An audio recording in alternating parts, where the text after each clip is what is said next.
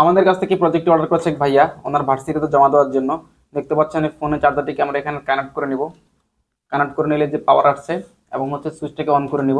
ওনার ইচ্ছা ছিল যে রুমে যদি কেউ আসে তখন হচ্ছে বাতিটা স্বয়ংক্রিয়ভাবে জ্বলে উঠবে। দেখতে পাচ্ছেন এই যে রুমে কেউ আসলে বাতিটা স্বয়ংক্রিয়ভাবে জ্বলে উঠতেছে। আবার দেখে রুমে কেউ আসলে স্বয়ংক্রিয়ভাবে জ্বলে উঠতেছে। আপনারা জানেন যে বর্তমানে বাংলাদেশে চুরি ডাকাতি এবং ছিনতাইয়ের প্রবণতা বেড়ে গেছে। আমরা যখন বাসা থেকে অফিসে চলে যাই বা বিভিন্ন কারণে ঘুরতে যাই, এসে দেখি যে বিভিন্ন কারণে হচ্ছে আমাদের বাসাটা চুরি হয়ে গেছে।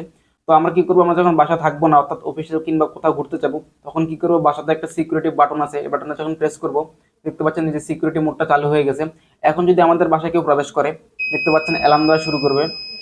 দেখতে পাচ্ছেন আমি যখন কি প্রবেশ করবে অ্যালার্ম দেওয়া শুরু করবে, অর্থাৎ আশেপাশের মানুষকে সচেতন করে দিবে যে এই বাড়িতে চুরি হচ্ছে বা ডাকাতি হচ্ছে।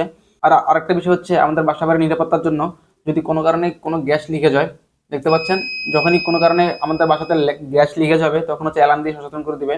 বা কোনো কারণে যদি অগ্নিসংযোগ ঘটে, দেখতে পাচ্ছেন যদি কোনো কারণে অগ্নিসংযোগ ঘটে যে সে অ্যালার্ম দিয়ে সচেতন করে দিবে।